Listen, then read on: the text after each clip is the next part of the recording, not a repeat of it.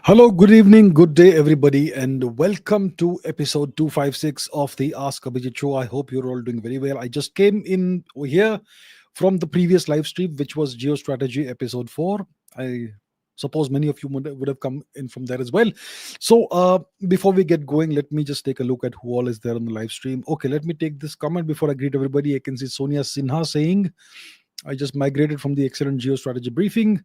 Thank you, as always, Abhijit and your team, for all the hard work. Thank you very much. But let me just put this on the record. There is no team over here. This is a one-man show. So there is no Abhijit and team. It's just Abhijit. Who does this? All right. Okay, let's take a look at who all is there on the live chat. Let me greet some of you. I can see Kanishk, Kaushik, Nabanita Das, Divyangi Dongrikar, Dongrikar, McLevin, Vikas PJ, Suhas Reddy, Truthful Penguin, Arush Sinha, Shivasai, Ayush Yadav, Ichinose Senpai, Brijesh SK, Nishant T, Abhinash Acharya, Shreyas Mitra, Chat DSP, Sujit Shanagonda, Gaurish KB, Devourer of Worlds, Geopolitical Dube from Indore, Bhai, Vanos Spot, Om Bekerikar, Manisha Cardoso, Vidhi Manyar, Parijat Dixit, Delta OG, Vintan Ses, Vimla Chaudhary. Who else? Shashank Kaushik, Sumit Agarwal, Rahul Dunake, Abhinash Acharya again, Vaishu Uff, Kumar Kanishk, Sai, Sasank, Keshav Mishra. Who else do we have? Let me see who else we have. S.H. Reddy, Keshav Sharma, Bandekar Bauji, Maklav again, Keshav Suyash, Manisha Meti, Moji Pio Africanus, okay. Orbit and Markets, Parth Patel, Vincent Vega, Yashika Jetmalani, Chat DSP, Echo, and Lone Walker, Manjari Pradhan, Ripon, Xenomorphosis, Super Rex, Karan Nalawat, Mastermind, Editopia, Uju, Ankita, Sonia Sinha again, Chirag Avasthi, Priyanka Javalia, Seneca, and so many other people. So thank you so much for being on the live chat. I won't be able to greet you all, otherwise we'll just go on forever. So let me take some of the questions and let's see what we have. Let's start with this one. Kumar Kanishka says, as India is ending Red Corridor in central India and tracking down NGOs and their funding to stop meddling in the internal affairs of the country, is this the reason why Pakistan and Bangladesh is getting geared up against India by the US? Yes, of course. Look, how do you keep a nation down? How do you keep a nation from growing? How do you keep a nation from progressing? You create all kinds of internal problems in the country, right? So that's what the foreign powers have invested in within India for decades. They've invested in various terrorist movements, the Khalistan movement, the Kashmir terrorism, the various terrorist insurgencies that you've had in the Naxalite belt and so on. You had the various, you had the LTTE thing, then you had various secessionist movements in various parts of the far east of India, northeast. Every state had multiple secessionist outlets and so on and so forth, right? Some of these were indigenously homegrown because of complete neglect by the government of India. But then foreign power stepped in and funded some of them. That's also there. So foreign powers have been doing this for a very long time, and then they have been funding industrial scale conversions to foreign religions in India. So all of this has been done for a very long time in India. And now that India has successfully cracked down on many of these activities, there is no more there's no Khalistani insurgency anymore in Punjab. The Kashmir situation is very strongly under control. The Naxalite situation is on the verge of being resolved and so on. So obviously, when we are able to control all of this and we're able to resolve these problems, then the foreign powers which want to restrict our rise, they will look at other alternative solutions to alternative ways of keeping India down.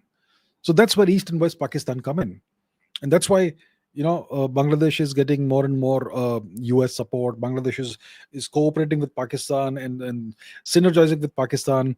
Pakistan seems to be receiving a lot of US support these days, as it's very visible. Trump's companies are investing in Pakistan in crypto and whatnot. There are US. It looks like the Noor Khan airbase has been taken over by the United States, and Pakistan is getting huge IMF and World Bank bailouts, and Bangladesh is also getting support from other countries like China and so on. So you can see the US and China see eye to eye on one thing, which is the need to keep India down. So you are right, Kumar Kanishk. This is the reason why Pakistan and Bangladesh are being leveraged against us by the US as well as China. Nai Nai Yu Tu Ka. Okay. China/West using social media to amplify hate between Thai and Khmer people on the border over a Hindu temple, a Shiva temple. TikTok is spreading anti-Indian sentiment through unsavory content in Latin America and West Africa. How to counter this? Interesting points that you've raised. So yeah, this is not a very important matter from a global geopolitical geostrategic perspective, which is why I have not discussed the Khmer temple issue. But why don't we discuss this matter? There's this border dispute that's going on between Cambodia and Thailand, and it's a long-standing border dispute that these two nations have, and they've almost gone to war a couple of times over this one temple. So let us go to the map, and let me show what this is all about. Cambodia and Thailand, two of our friendly nations that were for the longest time part of the Indosphere, they still are. Okay. So here we have this nation called Thailand, and then we have Cambodia. They, as you can see, they have a significantly long border.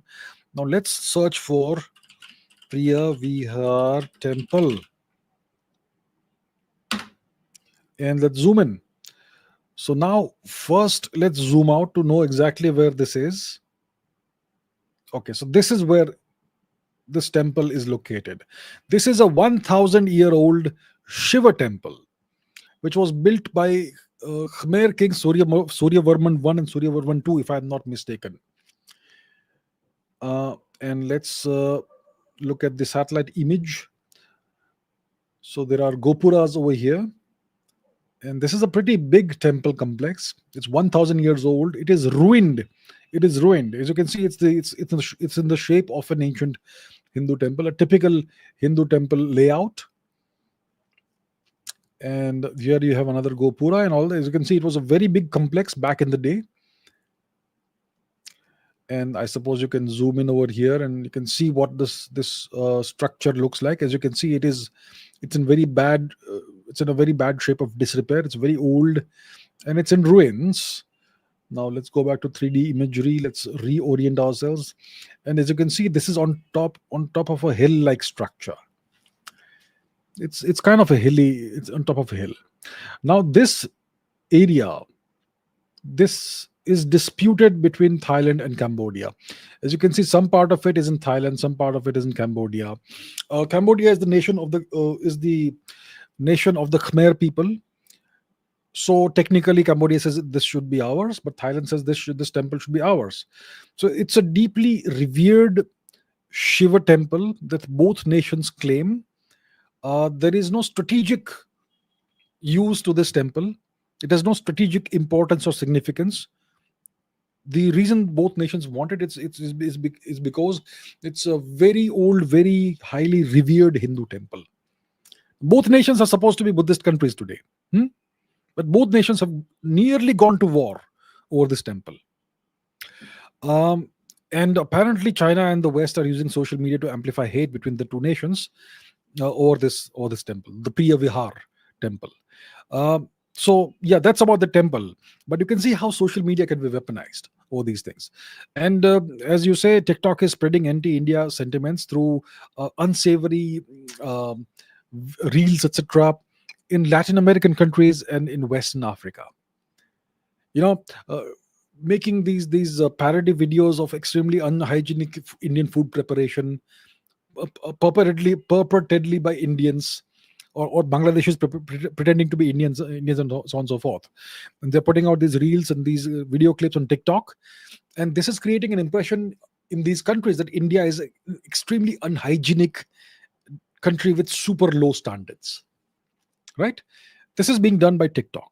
TikTok is owned by China. So how do we counter this? Well, my question is, why don't we have our own social media platform?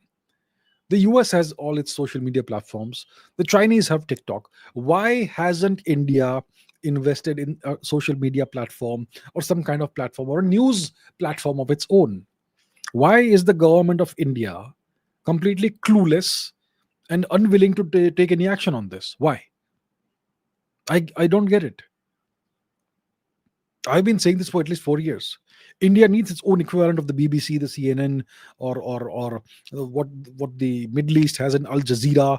The Chinese have Global Times and CCTN and whatnot. Every nation has a global news outlet. India has nothing. India is the fourth largest economy in the world. The Indian government has super deep pockets, but it's simply not interested in doing this. As a consequence, everybody just walks over India in the war of narratives. India doesn't have a social media platform of its own.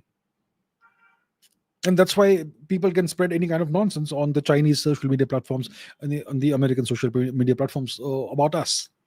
How can we counter this? Well, we will have to fight the war on these foreign platforms.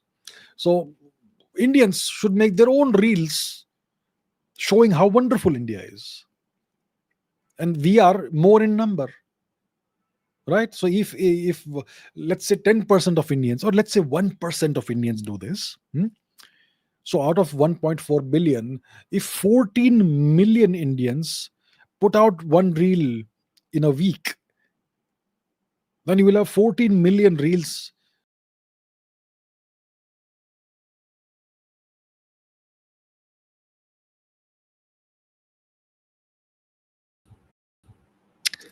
Okay, looks like there was some kind of connection issue, but we are back. I think I was talking about social media and the need for India to have its own social media. And looks like someone did not like it very much. And which is why it kind of yeah, well, that's interesting, isn't it? Okay, so yeah, once again, where was I kind of lost that comment I was talking about. Anyway, I hope I kind of answered that. Okay, we go on to the next question by Zishan HZ Gaming. With will the LA anti-deportation riots become national or out of control? Does the amount of support for illegals and foreign flags at protests show that America is losing control of land taken from Mexico? Well, Los Angeles is land taken from Mexico for sure. There's a whole history behind this, in which I have kind of discussed, or I am in the process of discussing it in the Understanding America podcast. But let's take a look at this. Let me put the map on the screen. When you talk about land taken from Mexico, I don't think most people today will understand what we mean by that. So let's go to the maps. Let's go to the map. Let's go to the US. Now you have these two nations. In North America, you have three nations. You have Canada, you have the US, and you have Mexico. And in Mexico, you have this place called Baja California. This entire long region is called Baja California. Why is it called Baja California? Because it's part of the larger California region. If you look at California in the US, you will see these cities which have Spanish names: San Diego, Santa Monica, Santa Barbara, San Jose, San Francisco, Sacramento, Los Angeles, Las Vegas, and so on. All these lands were part of Mexico. Then you have Arizona, Phoenix. So even Arizona was part of Mexico. And when it comes to Nevada also, most likely, if I recall, was part of Mexico, and so was New Mexico, Albuquerque, and so on and so forth. So, in even Texas.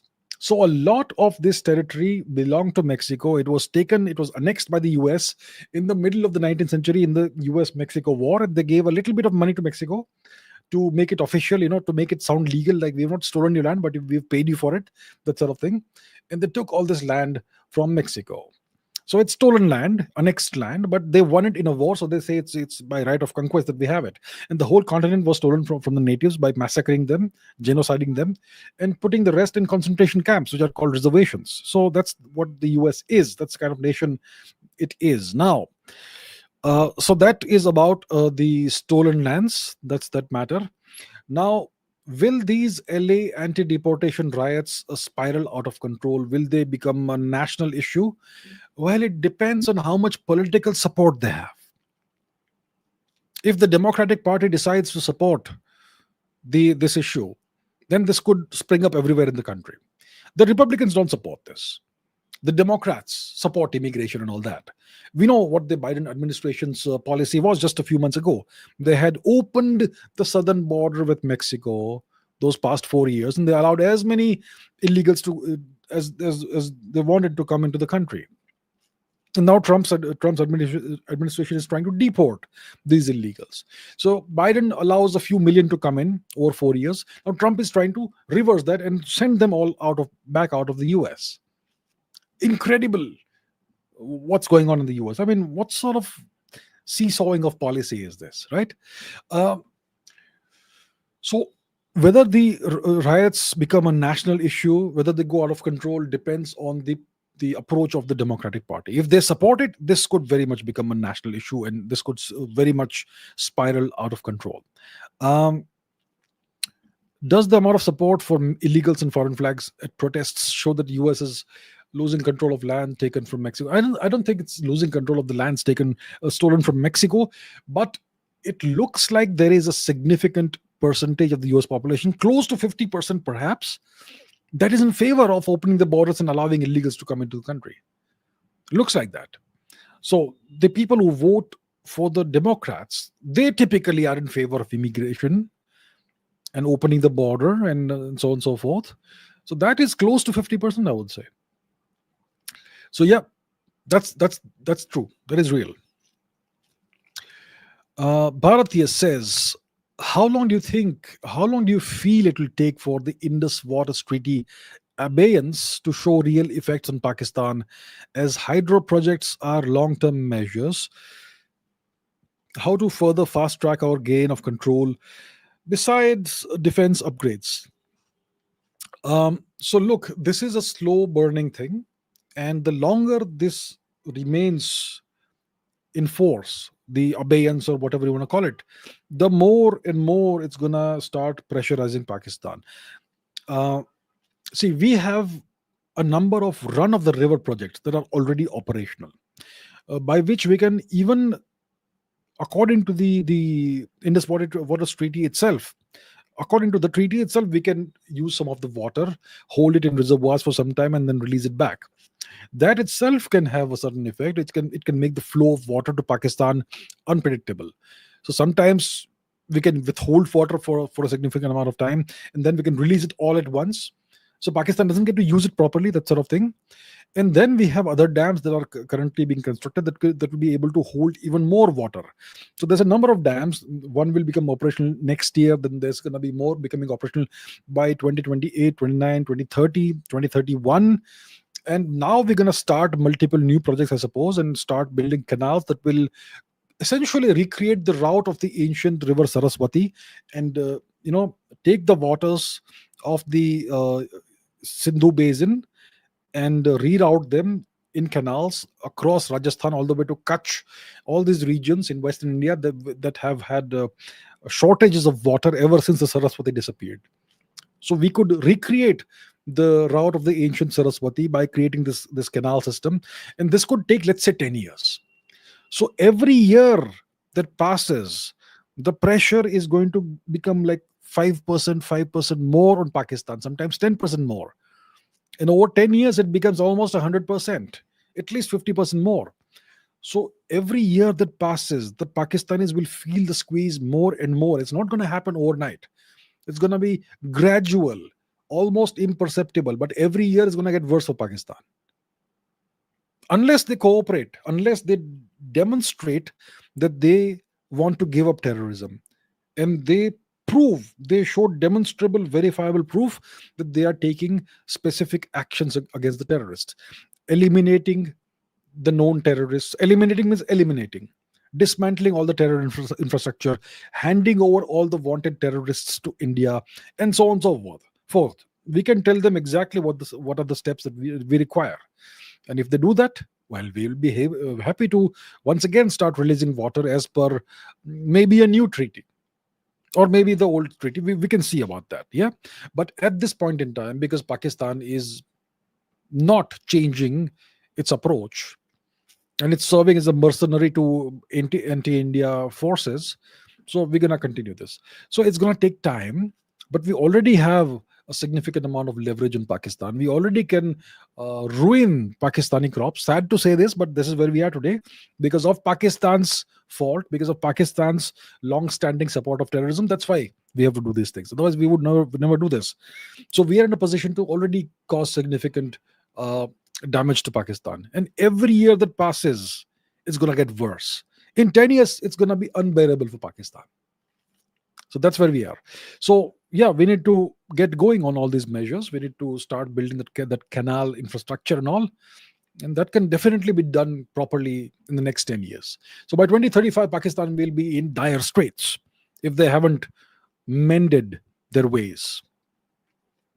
Shivansh says, what do you think about Mewar dynasty and Baba Raals empire, which ended up resisting Islamic invasion for more than 500 years? Look, Baba Raals empire did not resist Islamic invasion for 500 years. Uh, Baba Rawal was a great warrior. He's supposed to be a semi legendary warrior or something like that. That's what the historians claim, right? Um, so he was a warrior, a Rajput warrior, and he reclaimed some of the lands we had lost to the Turks, and he founded the city that still bears his name, Rawalpindi, which we have given away to Pakistan, and it is now the epicenter of the Pakistani military complex, military ISI terrorism complex, Rawalpindi, right? So that city is named after him. So he reclaimed that part of our homeland, which the Turks had taken over, but now it's again gone back to the Turks. I mean, to those who claim to be the descendants of the Turks. Uh, and Bapa Rawal's career ended somewhere else. So after he did all this, after he pacified the Turks and expelled them from our lands, then he retired with his warriors and he went north to the Himalayas and he became a disciple of Baba Gorakhnath. And he and his men, because of their reverence of Baba Gorakhnath, came to be known as the Gorkhas. And their descendants are today's Gorkhas, who are mainly found in northern India and Nepal. So that's what I can tell you. That's how much I know about Bapa Rawal. I don't know a lot about the Mewar dynasty, so I won't be able to give you further details about that. But thank you for the question. And that gave me the opportunity to speak a little about Bapa Rawal. Great man, great warrior. Uh, Arun says, and it's a great question by Arun, why are we still going ahead with Starlink after the Elon Musk Donald Trump breakup? Does India predict that they will get back again like any other toxic relationship? There's a possibility, my friends, that they may be faking this. It may be a fake fight to draw out the enemies. So it's these things happen. These things have been done in the past.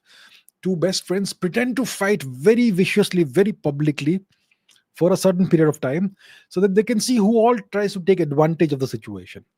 And then they again join hands and then they defeat the enemies who have shown their true faces. Okay? So there's always the possibility that this may be a fake fight, a staged fight. Now, when it comes to Starlink, it's bad for us, no question about it. It's terrible for us. It's terrible for India's sovereignty. I've spoken about this yesterday. I've spoken about this many times. It will allow terrorists and rioters to have unrestricted internet access from the skies, even if the government decides to switch off the internet services, because Elon Musk won't listen to India. He will say you can shake your fists at the sky. He has tweeted that in the past about some other country. So when once Starlink becomes operational, it's going to be that sort of situation. Terrorists all over the country, whether they are terrorists in Kashmir, terrorists in in Kuki occupied India, or terrorists wherever else in the Naxal areas or whatever else, they could operate with impunity. Rioters in various parts of India could operate with impunity, and this could end up compromising India's security and sovereignty. So I don't think Starlink is a good idea for India. I think India should become a competitor to Starlink. I think maybe Geo, maybe the Adani Group, maybe they should launch their own constellation of satellites, a better, more powerful, more capable constellation of satellites as a competition, as a competitor to Elon Musk's Starlink. And tie up with ISRO to do this. Give ISRO 5 years to develop reusable launch vehicles and so on, and the capability to launch large quantities of satellites at the same time, large, big satellites, not small ones, at the same time. So that will be a huge boost for ISRO. It will be a huge boost for India, and within 5 to 10 years, India will be a major challenger and a major and probably better alternative to Starlink globally. That's what we should do. We should not go ahead with Starlink. It's bad for India. That's my opinion. Um, but I don't know. I think it's still early days. India acts very slowly, very deliberately. Maybe there's a good reason for that. Yeah, and maybe we are considering the possibility that this is a fake breakup. Maybe they are pretending. Maybe they're trying to see who the enemies are. But overall, we should not have said yes to Starlink in the first place. But let's see how this goes. Yeah. Tejas Verma says, "Do you think India can prosper if we become a dictatorship like China? Because it feels like democracy has caused a lot of problems."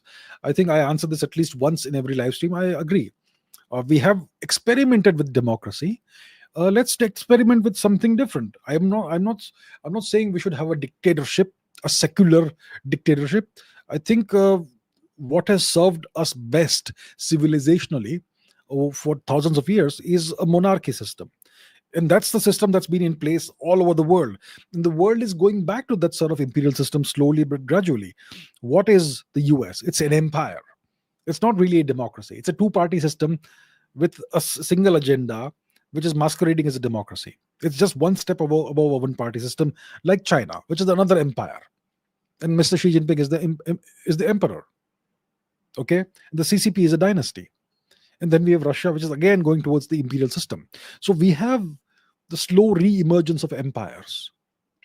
So maybe India should start the transition by transitioning to a presidential form of government with maybe an 8-year cycle, 10-year cycle, that sort of thing.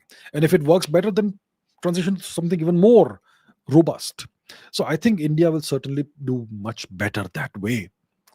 I am I'm sure it will, because historically we had dictatorships, didn't we? Every single king of ours, every single emperor of ours, the ones who we revere today, who were they? They were dictators, weren't they? They were not elected democratically. Nobody dared to say that they should be brought down. So, yeah. Parveen Singh says, so many Richter 4 earthquakes in Pakistan in the last few days. Are American nukes being detonated in a controlled way? Can it be the main reason for pausing Operation Sindoor? Okay, let's take a look at this question. Let me try and do some live analysis. Okay, let's earthquake tracker. Let's take a look at latest earthquakes. Which one should I see? Map of let's say the USGS thing. Okay, do they have list of earthquakes on the past, let's say, past day? Do you have it over the past, let's say, 1 week? Not sure. There's nothing in the subcontinent apart from this one. Wow, it's in Burma, Thandwe. But I would like it for today. Okay, let's go back. Let's go back to the Google search. Let's see this one. I would like to see earthquakes in our region, in the subcontinent, over the past 7 days, let's say. And I want to see the depths at which these earthquakes have happened. But this website seems to take a lot of time to open. Which, okay, so where do we have this? Gir, Somnath, Gujarat, etc. What do we have in Pakistan? Okay, this is an Indian site. That's why it's slow. Oh, nice. So what do we have? Reviewed. Uh, what about this one? Dera Ghazi Khan. Magnitude, depth. 10 kilometers depth. You see this, my friends? This earthquake in Dera Ghazi Khan, which happened on the 29th of May, this earthquake happened at the depth of 10 kilometers. 10 kilometers below the surface. What is this here? Okay, this is the same one. Okay, let's find some other earthquake which happened in Pakistan. This is an earthquake in Jhang. Now let's see this earthquake. It happened on the 27th of May. It happened at a depth of 111 kilometers. Okay, let's see this one. What is this? It is. It happened on the 12th of May at a depth of 10 kilometers. 10 kilometers. What is this? This happened on the 10th of May at a depth of 10 kilometers below the surface of the planet. What else? Do we have anything else? We have something over here. This one happened uh, in so and so place in Pakistan, 30th of May at a depth of 180 kilometers below the surface. So let me say this, my friends. No question. Okay, let's see this one near Lahore, 111 kilometers. All these earthquakes have magnitudes of between 3, 4, whatever, 3, 4, 5. Now, understand this. What did we just see? We saw where the earthquakes happened, all in Pakistan. We saw the magnitudes between 3, 4, 5, around that sort of thing. And we saw the depth at which the earthquake originated. The shallowest depth was 10 kilometers. Humans don't drill holes 10 kilometers down. Do you understand? I know on YouTube, all kinds of experts are saying that Pakistan is detonating its unstable nuclear bombs. All sorts of army experts, etc., are saying this. But if you look at the seismic data that we have, the earthquake data, it tells you at what depth the earthquake originated. Now, when it says that the earthquake originated at a depth of 10 kilometers below the surface, do you think the Pakistanis have the technology to drill a hole 10 kilometers deep? They don't. I promise you that. Another earthquake happened at a depth of 111 kilometers. Nobody has the technology. Another earthquake, 180 kilometers. So most of these earthquakes are happening way below any human can reach through current technology. I think that should answer the questions. Maybe some of the earthquakes could have some other implications, but the ones I just randomly saw are all at depths that Pakistanis can't reach through technology. So, so that for me is enough to tell me that these are not artificial earthquakes. Aries Manticore says, have you heard of Pavit Singh? I've heard the name. He has a YouTube channel and is a very vehement national security hawk. Could you check him out? A debate discussion between the two of you would be incredible to see. Okay, thank you so much for the recommendation. I will check him out. I don't know how to check him out because I don't watch podcasts. I don't have the time for that. I have a lot of work to do, a lot of analytical work to do. So I don't know how to check him out, but thank you for the recommendation anyway. I will find ways to check him out. Okay. Arun says, why don't you mention Jewish and Zionist lobbies in the US? Whenever talking about unconditional support Israel gets from the US, is there some other reason? Which Jewish and Zionist lobbies in the US? Are there any? Look, there's no question that there are lots of influential Jewish origin politicians in the US. But if you there's no question about that. But does that constitute a lobby? It possibly could, but we don't have evidence of that. And if you claim that it is a lobby without any hard evidence of there being a formal lobby and so on and so forth, then you can be called a conspiracy theorist, right? And I have myself said that if you make claims that are not supported by hard incontrovertible evidence, then you are venturing into the realm of conspiracy theory. And I prefer to stay outside of the territory of conspiracy theories. So I do mention clearly that there is unconditional support from the US towards Israel.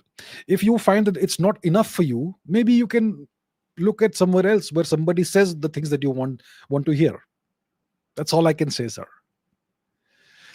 Zishan says the US is going to hold a military parade in DC on Saturday.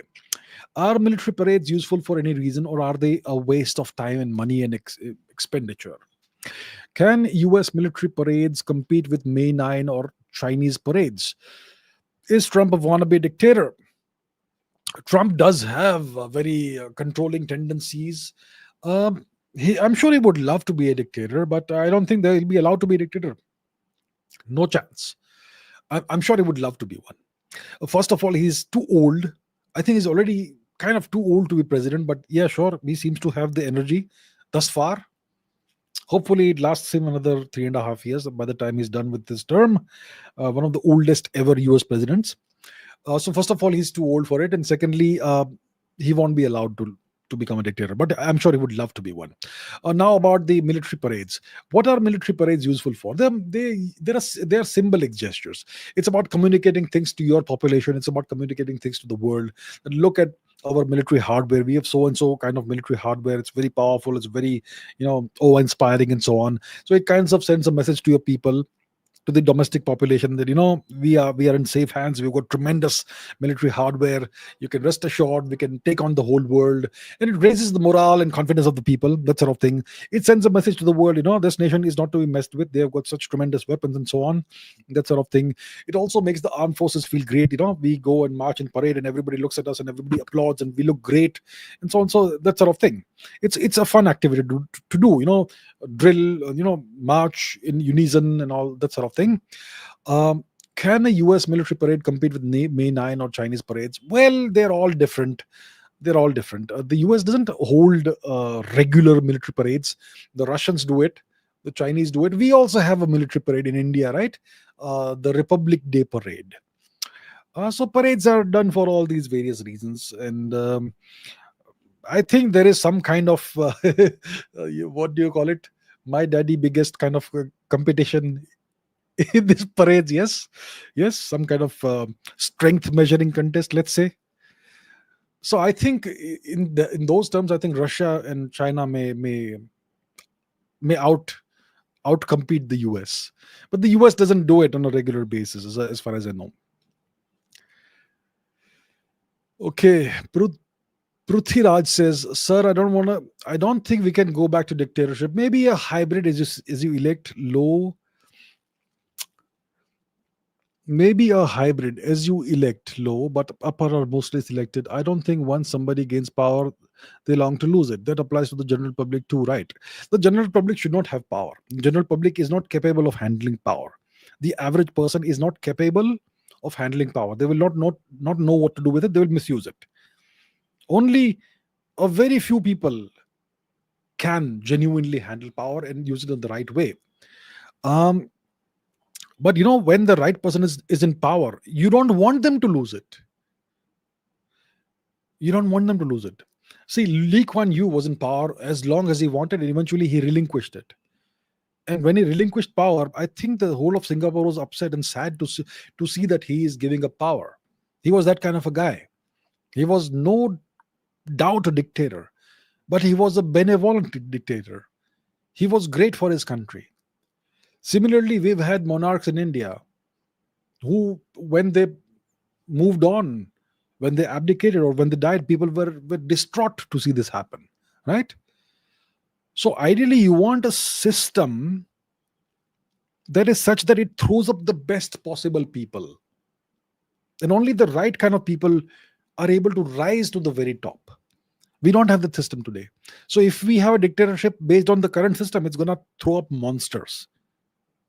Yeah. If you really want a dictatorship, a monarchy, you have to first clean up the system and get rid of all the garbage Today's system is designed to throw up the worst people, the most mediocre people, and it's a miracle we have some good leaders today in this country, especially at the very top. It's a miracle. It's not because of the system; it's despite the system that this has happened. So maybe there is something good somewhere, but overall, in today's system, if you have a dictatorship, it will be a bad thing rather than a good thing. So, hybrid system. Look, India's dictatorships were always hybrid. Um, India is the the birthplace of democracy. By the way, it's not Greece that's the birthplace of democracy. What was Greek democracy like? Do you know that? 80% of Greek's population was slaves. The rest, 20%, maybe 50%, were women, so they were not allowed to vote. Only the nobles were allowed to vote, and they called only the male nobles who were very wealthy people and slave owners, only they were allowed to vote. And they called that democracy. Hmm? And Greeks emerged thousands of years after we had our own systems of voting and ballots. In India, we always had a dictator up top, the emperor, the king.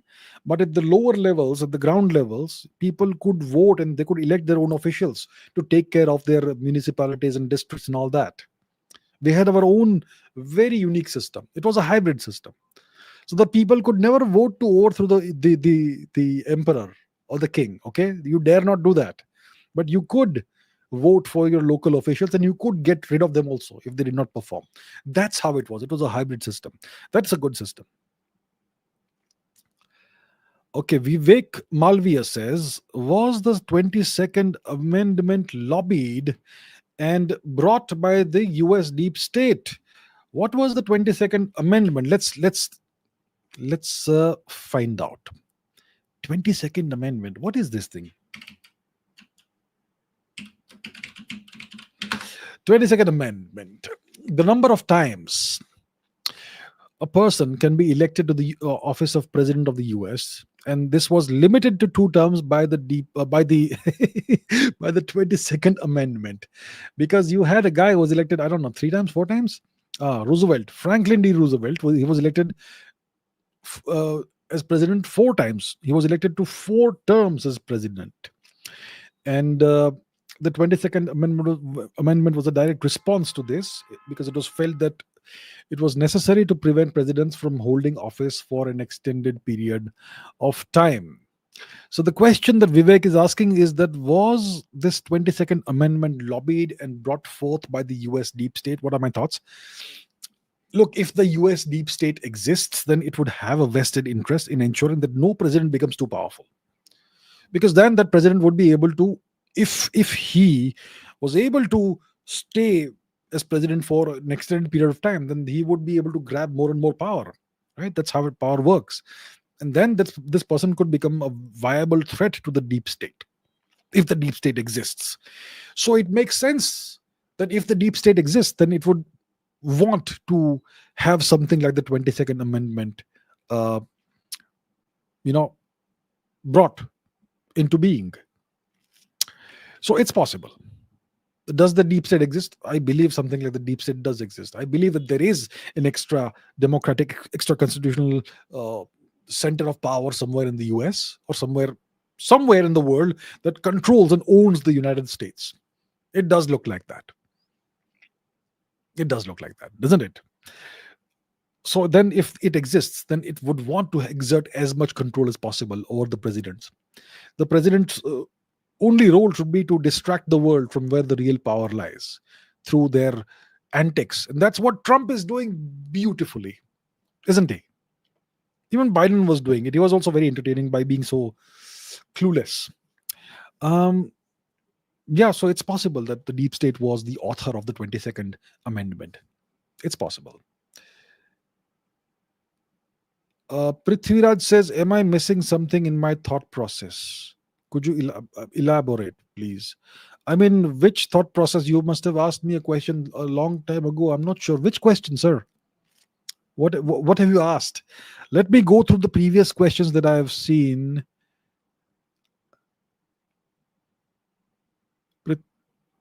Prithvi Raj. Okay, see, You ask me a question, you to give me the context. I'm not able to understand what you're asking me, sir. Are you missing something in which thought process? Which thought process? How can I elaborate if I don't know what you're asking, sir? Why are you people sometimes so frustrating? Give me the correct information so that I can understand. Okay, I'm moving on. Sorry. Zishan says, is it fair to say the US is the greatest country ever, considering its achievements in only 250 years of existence? Does it prove that does this prove the founders' vision ideology being supreme compared to other founders? Well, it depends on how you define greatness. If you define greatness as the amount of control you have over the world, the amount of power you can project across the world, the extent to which you can subjugate the world, if that is greatness, then the US is the greatest country ever, no question about it. If technological achievements, etc., all of that is part of that, then yes, sure, no question. The US is the greatest country ever, the greatest empire ever. It's not the greatest country ever. The US is the greatest empire that has ever existed. It has surpassed the achievements of the British Reich, sorry, the British Empire. It has surpassed the achievements of the Third Reich. It has surpassed the achievements of Genghis Khan, but he was just one man, by the way. Okay, it has surpassed Julius Caesar, Alexander, Napoleon, etc. It essentially controls the entire world, more or less, to a very large extent. There was a time when it had this unipolar moment, didn't it? And right now it is at the peak of its power. It's never been more powerful than it is right now. So from this set of measurements, the US is unquestionably the greatest country ever. Does this prove that the founders' vision ideology was supreme? No, the founders' vision ideology was something else, and the US today is something else. The US is not working, you know, running as per the ideology of the original founders. It has kind of deviated from that ideology to a significant extent. And that is a matter for a different discussion. It's a very lengthy discussion. I can't take it over here right now. For that, you have to read the Constitution. You have to read the Declaration of Independence. You know, read the Constitution. And then you see whether all of that, all of those ideals are still being followed today. So that's a different matter. Okay. Taraka Rama says, what do you think about Germany and India diplomatic ties? Do you think Germany is at the verge of having another dictator? I don't think Germany is anywhere near the verge of having another dictator. Not at all. What do I think about Germany, India diplomatic ties? They're okay. Okay. Nothing great, nothing bad, nothing special, nothing terrible. Okay. Reasonably good. Lukewarm. Warmish. Etc. Yeah, that's what I think. I mean, I overall like Germany as a nation. I think Germany is in terrible shape today because of the kind of leaders they have. They had better leaders in the past without I'm not referring to Mr. Painter, but overall they had better leaders in the past, and it will be good for them to have better leaders again. Okay, Vidhi says, how will Bharat deal with Akshay Chin? We will deal with Akshay Chin when the time comes for Akshay Chin. Now is not the time for Akshay Chin. It's too far. It's too far a bridge as of now. MK says, what did the CCP do differently from the USSR to ensure competent leadership succession despite both having similar communist political structures? That's a great question. They did a lot of things differently. They ensured there was proper meritocracy. So for that, you have to go back and look at the history of how things went. Right. So for the longest time, you had this. You had the cult of Mao Zedong. He was like a god. The red sun in the sky. That was Mao Zedong. This is a Chinese song. Okay, very famous Chinese song. Red sun in the sky. So there was this whole cult movement that was created around Mao Zedong. Once he died, they purged the party of all his supporters. They purged the party of his wife, and so on. And then a new set of leaders was brought in, and the whole system kind of changed. And there was this focus on modernization, this focus on industrialization, this focus on um, putting aside the failed policies of Mao and embracing manufacturing and all of that, and keeping your head down, hiding your strengths and biding your time, all of the ding shopping thing. And they ensured that the right leaders were always brought to the top. And there was tremendous competition within the Chinese Communist Party for rising to the top on the basis of performance and merit. So it was a very strongly meritocratic structure, despite being a complete dictatorship. And there was this tremendous focus on performance. So that's how the Chinese Communist Party operated, and there was a lot of change in China because of this, a lot of progress, and that's where the USSR differed from China. It was way more corrupt than China. Allegedly, China also is also quite corrupt, but in a different way. So I think that's one key difference. Virtual venom. Thank you very much, sir. And virtual venom again. We have a nuclear triad. Should we create a fourth leg of military which has multi-space stations and can launch attacks anywhere in the world from there? Well, we don't talk about such things because you're not supposed to weaponize space. But yes, the US has a space force. The Chinese have a rocket force, and they also may have a space force. I'm not sure if the Russians have it. Why shouldn't we have it? I think we have criminally neglected space despite having such tremendous capabilities. We launch the PSLV so seldom that the last one or two times we have tried launching it, it failed. See, if we have a weekly schedule that we are launching a PSLV every 7 days or 10 days, then this entire process of manufacturing the rocket will become so well oiled that no defects could possibly come into it. But if you are launching just once or twice or thrice a year, then only once in a while you're manufacturing it, then you will have flaws that creep in. And that's why the PSLV, one of our most reliable rockets, has failed the last time, at least maybe a couple of times. We are criminally neglecting our space sector. So I think it would be great to have a space force. It would be great to have the ability to launch heavy rockets with heavy payloads, comparable to what SpaceX does. SpaceX has become the global leader now. ISRO is like nothing compared to SpaceX, right? When SpaceX started, it was nothing. ISRO was a big deal. So yeah, that's the deal. So I think we should have much greater space launch capabilities, and what's wrong with this having a military dimension also? So just like an air force, we should have a space force, and then we can look into further details of what we can do with that. So I think it's a great idea, sir. Jai Rebel Star says, which will CA profession be affected by AI like IT field? Oh, absolutely. Absolutely. AI will wipe out the CA professions. Okay, I promise you, sir. I promise you, if you're not careful, you will lose everything. If you are a CA. I'm pretty sure if you take Chat GPT and give it the Indian CL, I mean the IT Act and everything the legal corpus, all texts that are supposed to be applicable to the income tax and all that, and GST and all that, I'm sure Chat GPT already has all of that knowledge. I've never looked into it, but I'm sure it can act as a very competent tax advisor. And not just for an individual, probably for a company. So if somebody purchases that $200 a month subscription, I suppose they can use it like a CA itself, for not just a person but for an organization. I think the CA profession could be wiped out by AI.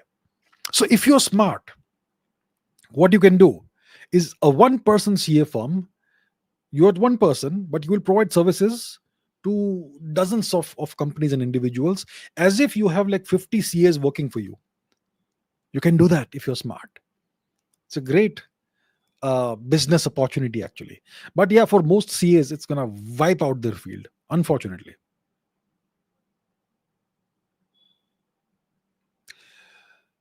James says Queen Victoria did a lot for India. She built railways and so much more. Indeed, she did. Yes, the railways she built were the infrastructure of occupation and extraction. And Queen Victoria had this incredible distinction. What was that? She was the greatest drug trafficker in history. Pablo Escobar was an amateur compared to her. Let's look this up, shall we? Let's look this up. I think I have this somewhere. Um, advanced. Okay, let's Google this together. Okay. Yes. Let's Google. Whoopsie.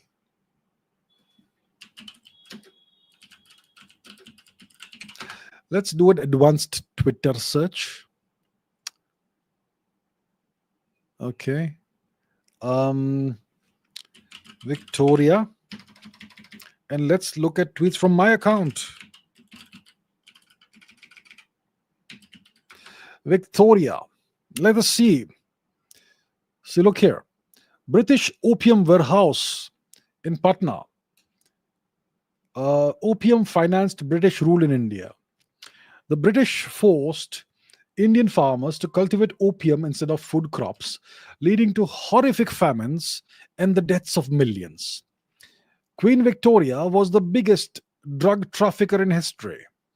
After creating artificial famines, the British forced starving Indians to carry out back-breaking hard labor in return for relief, so-called relief. This so-called relief consisted of less food than the Nazis provided to the inmates of the Buchenwald death camp in World War II. Check out these details. Okay, sir. So that's about it for your beloved Queen Victoria. Sir James. Geopolitical Dubey, thank you so much, sir. Thank you. Bhargava says, is the arms race the biggest reason for the financial power of the US or the work that they have done on the country? Does the US have very high arms sales income? We'll have to look into it, but it's one of the major industries that they have. Their financial power grew because of the sales of arms and whatever else that they did to all the nations during the Second World War, and all the debt they have collected from the UK and other countries ever since. The UK was still paying debt until the beginning of the 21st century, apparently, right? And so that turned the US into a major manufacturing superpower. And then there was the 1944. What was the hotel? Why does that name elude me? The Bretton Woods Agreement, in which the US dollar was accepted by the rest of the world as the global reserve currency. And that was another huge fillip to the cementing of the US as its status as the uh, world's major power, right? And all of these things set together, uh, put together, contributed to the financial power of the US. But what really contributed to that is it's taking over the supply chains and all the power projection structures that the British Empire had created, and the US took it over and it expanded it globally. So all of this put together contributed to the power of the US. Financial power, military power, hard power, all of this put together. I'm not sure what the arms sales the US has per year. You would have to do a detailed piece of research for that. Look at all the major US arms manufacturing companies, and then what are their annual sales the past year, and put it together, and that sort of thing. That will take time, but I suppose somebody could do it. Inferno JES says, above A level, do flashpoints become fire points? I have no idea what you mean by that. Above a level, do flashpoints become fire points? I'm not sure what you're asking me, sir. I'm sorry. Not able to understand. Deep Learner says, why does the deep establishment want Islamic political control to grow in Europe via migrants? Isn't it better for them to keep Christian influence? Why does the deep political establishment? Maybe because Islam is better from their perspective for establishing control over populations compared to Christianity. Maybe because they see that Christianity has lost relevance in Europe, which may be pretty true. That's why the church is trying to move its way eastwards, especially towards India. They want to Christianize India, and by that they want to continue to hold sway over a large percentage of the world's population, because Europe has kind of given up on Christianity apparently, which seems to be pretty true. So now the old establishment, deep establishment, they want to find a new way to keep the population under control. Maybe they feel that Islam is much better for keeping people in line and under control. So probably that is the reason.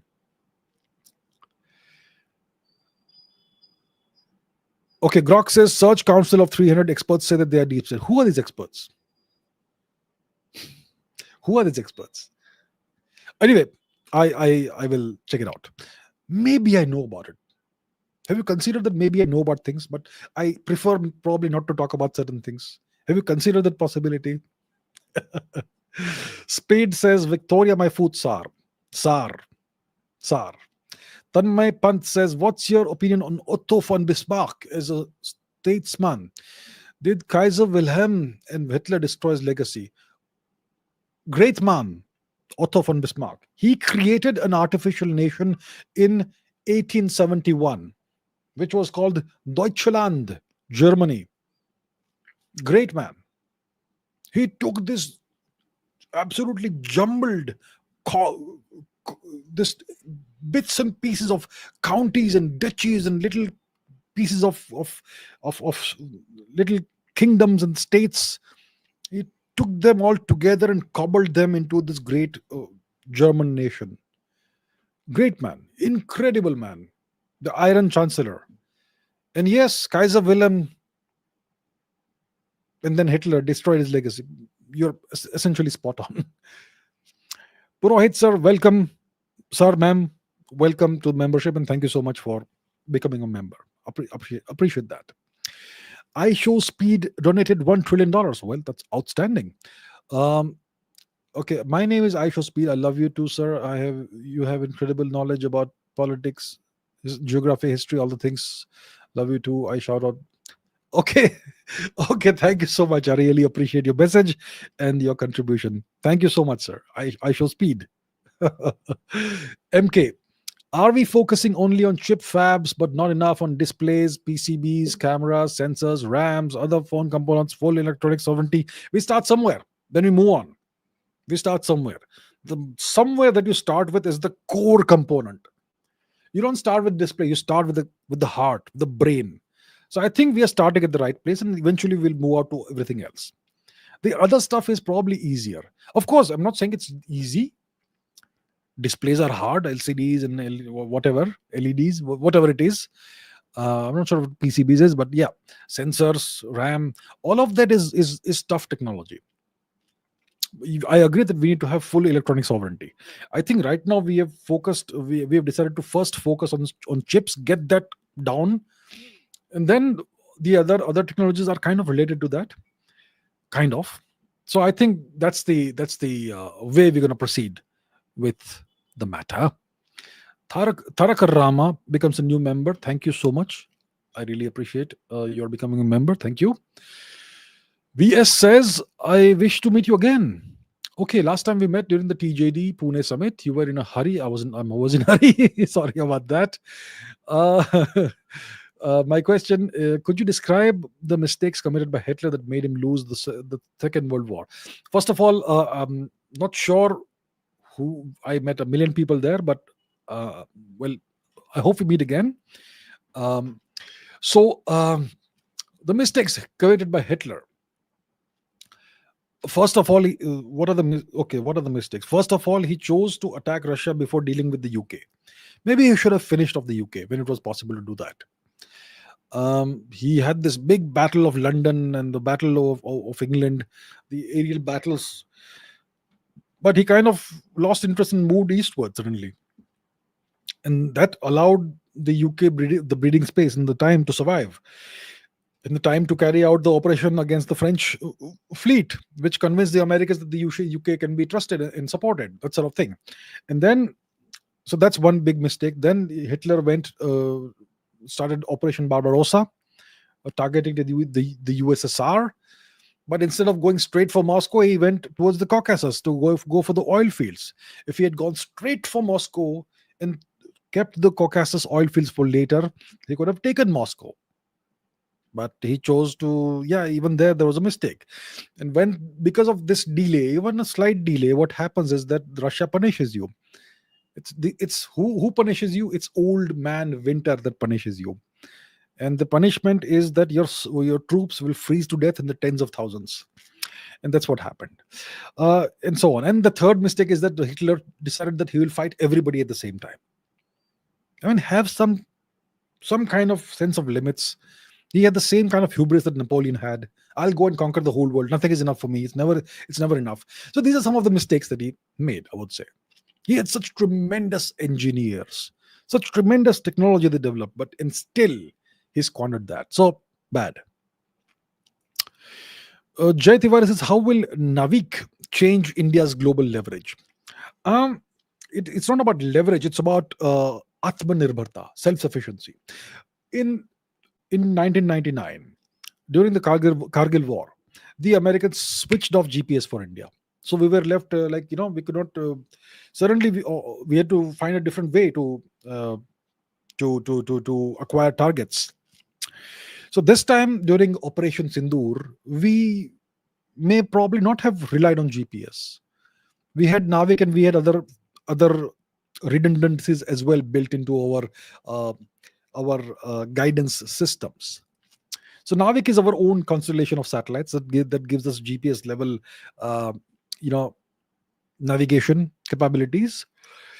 And it's not a global thing. It's still a regional thing. So it's centered over the Indian subcontinent and gives you coverage over a broader geography slightly beyond the Indian subcontinent. So it's good enough for our purposes, but ideally we would like it to be a global thing. So I think we should launch more satellites and make it a global constellation.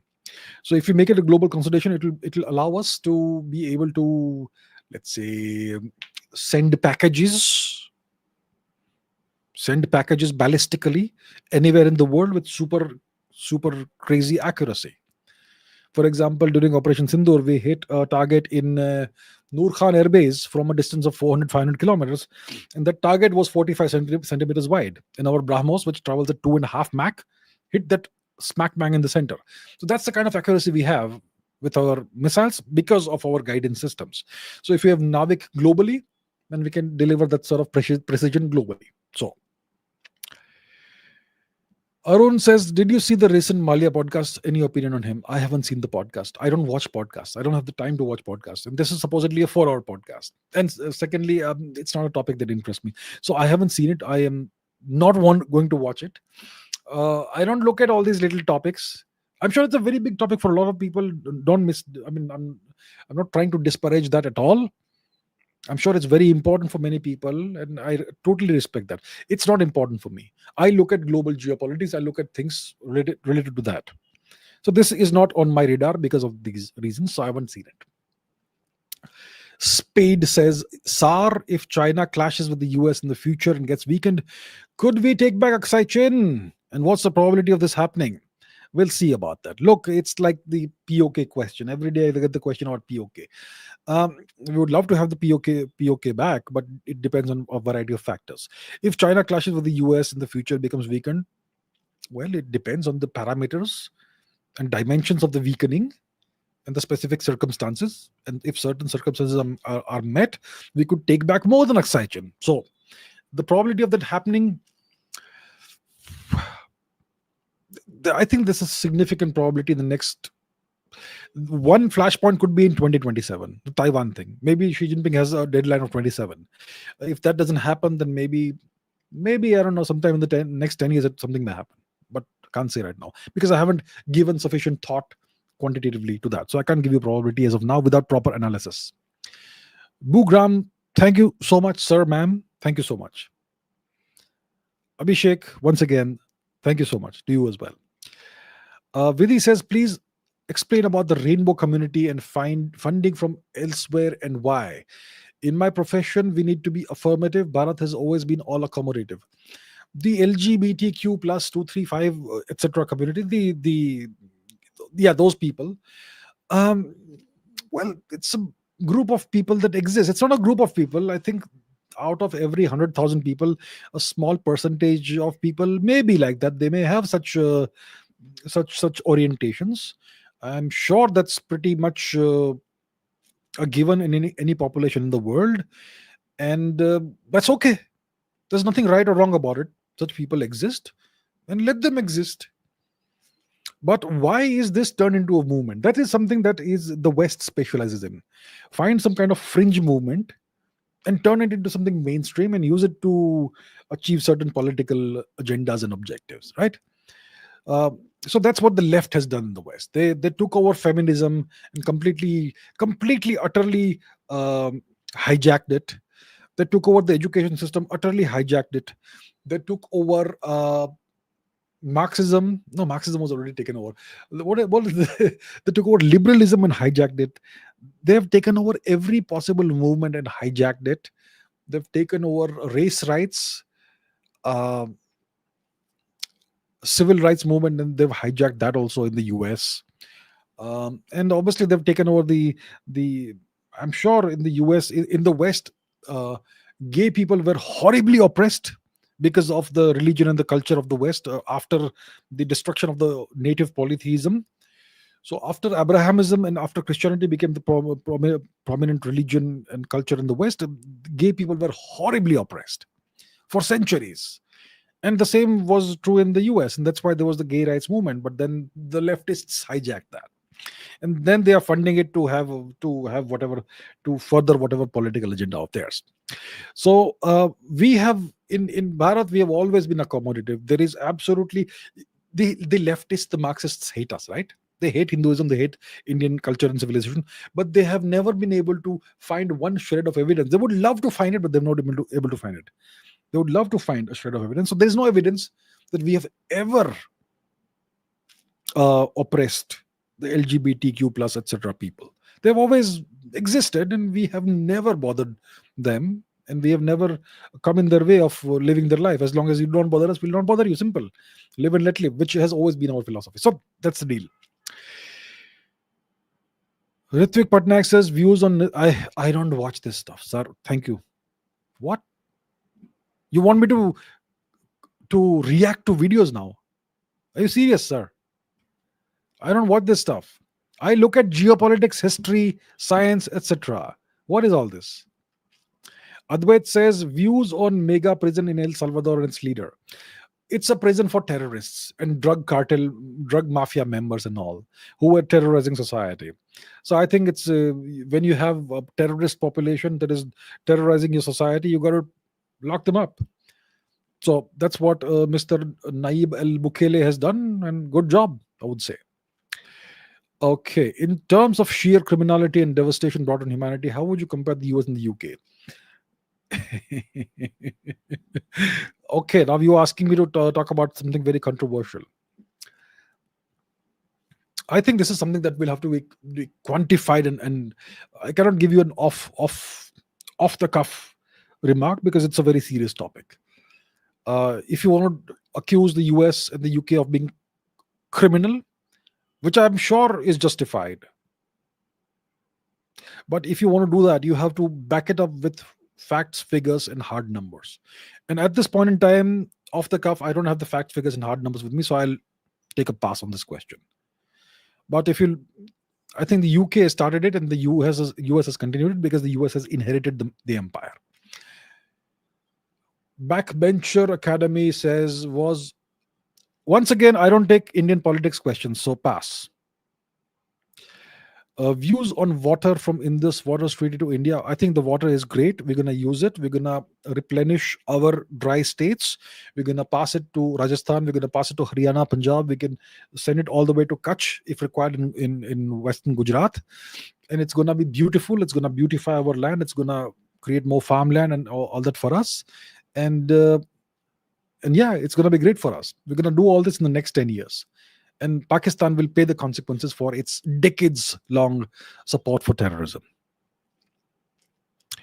Why did Britain kneel before Nazis despite ruling the largest empire? Did the US correct the mistakes? That mistake. The British never kneeled against the Nazis before the Nazis.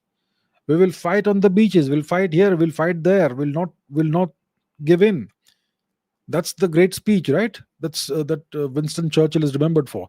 The British did not kneel. They fought. They fought with the support of the US. The US kept on replenishing their supplies and foodstuffs and whatnot. And the British kept on fighting. No question about it. The British did not kneel before the Nazis. And eventually they were able to launch the Normandy invasion from Britain. And the Americans were at the forefront of that. But most of the fighting and most of the dying and most of the winning was done by the Russians, the Soviets. Chirag Shah, thank you very much. Thank you. Venkata Balaji says, why India not interested in quantum computing? I think we have already developed one quantum computer, and we are in the process of taking this very seriously. So, yeah, I think we are on the right track now. Okay, we are almost at the end of today's live stream, so I would request everybody to stop asking questions. Whatever is left, I'll take it quickly. Dr. Ritvik says, once we take back POK, what will happen to the locals of the region? Will they be deported back to Pakistan, or will they be given Indian citizenship? That's a great question, and this is something we will have to address when we come to it. It's I don't think it's very feasible to deport them to Pakistan out of land that they've been living in for decades.